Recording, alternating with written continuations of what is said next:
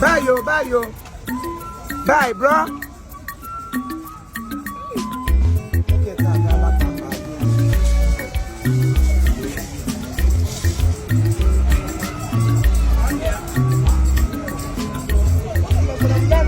Came now. That's good. Bye, yo. Madam, welcome. How good how much? Now fresh ugu. It just come out from farm. I mean the platter. Because from my backyard, ugu shinebeni le mi keye mampuria. Anything where you want, any fresh thing, mambolodio or cashew or njango or lubu. Oh, lubu de bitter. If you buy my olubo, you go beat at this year. Now one question I say how much? I have money room. This one now 500 for one. Also. This is good at 500. Before I'm gonna, how much I go come give it to you? Ugu. How do you the planter? So why you go cost? Why you no go cost? What the way you use your hand plant? Why I no go use my hand to plant? Oga welcome. Oh, na go go. Madam ngwa pop on the jego throw me here. Ngwa. Don't jego. Na because road. If their wife buy market finish, they go say, nah, lie, then treat them. Show me don't come. You go see how food they cost.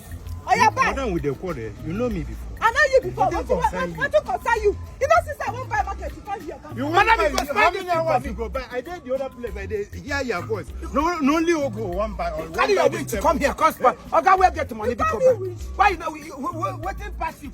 Okay, pay. I don't know you. Okay, I beg to pay. 2,000 for one. What are you telling through? That's one, no. Okay, let him make a call. I miss road. You better miss road. You go enter hellfire. If you know how many people where this man they own, you don't go talk. You see me right beside your lower. Same market give me Jare. You miss road. Yeah, don't get find the road. He got miss to the road this year. I quite road he miss. They are put your money. Madam, be go buy, Gary. You say now you planter. Now me planter. You planter. You didn't go handicap. Do I look like handicap to you? Buy my charagi. Mboloji deo. Oh na Amaduru ke. This one I no go Kabia. Uno tano go get one ebu. Mamboloji here this one where they give body. This one the blood where they give na pump action. Give me 500 now. I'm a guru galili 2 naira. Ebwenu go bobu kwego. Check out. Irabusu. Money which if you do this way. Which now what you do? Make una mercy for una self. Which now what you do? Now your papa be president. Idiot.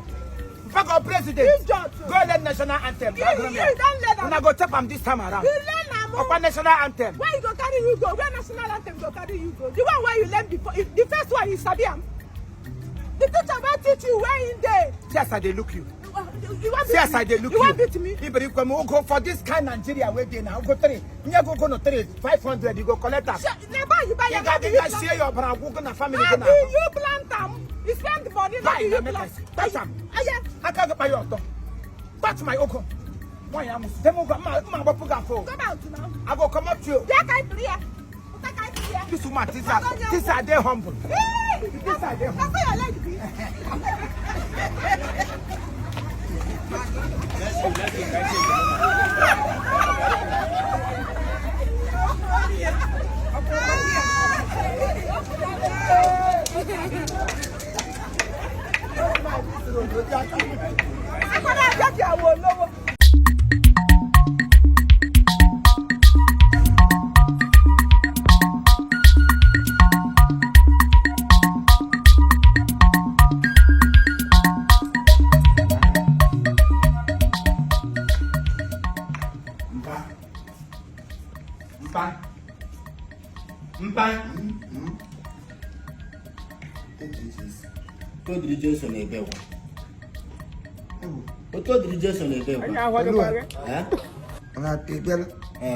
No.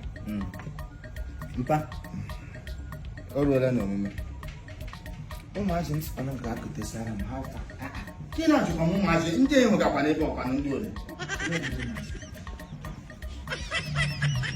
I tell you to go bring small children from here. Let her. Ọkwala na inwe n'ishi anya ọcha. Ọkwala na inwe n'ishi anya ọcha. Ndị anyị na-ahụ ha. Ndị anọ nga anọ we na-ahụ ha. Please sit down. Sit down. Sit down. Relax. Are you playing? Good day, Mas. Ile bụ nke ụmas. Nke ndị nne. Onye nne nọ here.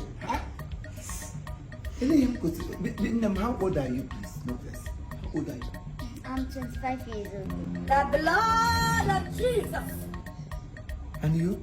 I'm 23 years old. 25, 23. Any here it's a hand and then. Do the guy do the they know from 40, 50. Tell me the niggas out 45. What do you have?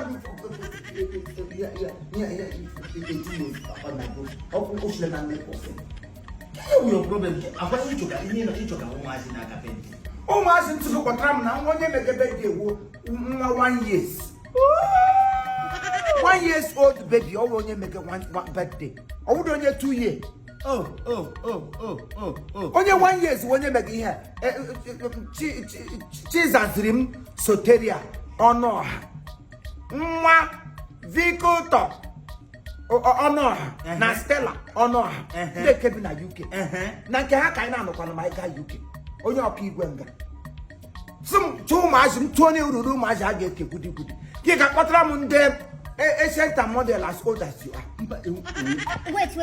I don't understand what they happen here. Oluwa. Wait till you tell us before you carry us come here. I tell you na say my papa say make I bring children we go follow and go birthday. You open your mouth. Don't say your papa say make you bring children. You look me finish as I did. You can't give me all the open. Now you won't carry go picking birthday, 1 year old picking birthday. Nothing dey different between you and Chisaram. If you know the respect why they get for elders and because of your papa, I go sound you and I go beat you with sugar. Because next time you try this rubbish, I swear to God who make me. What I go do, you not go like that. Nonsense. Sugar, you see there, I don't want that. Nonsense. Oluwa boy, you know you not get respect. You know single respect, you not get them.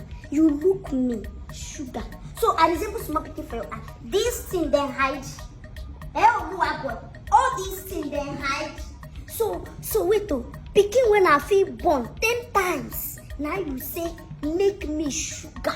The only girl when they sweet like tomorrow not the only girl when they sweet like sugar and that sugar not in Nigeria, it's America. Now you look me finish, you waste my perfume. So I won't go picking when I feel born 20 times, 10 times per day. Oluwa boy, God save you. Mama be can't you gonna say, hey God, thank you. 70 years old man. Hey! Ancient of days as old as you are. You remain the same. You see it?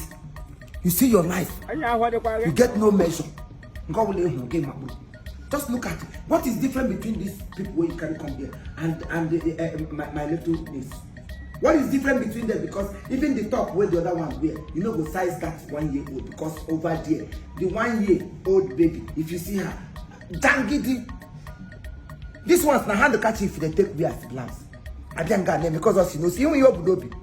Now this place, now in him growth finish. The growth when go take growth. Now here they put her.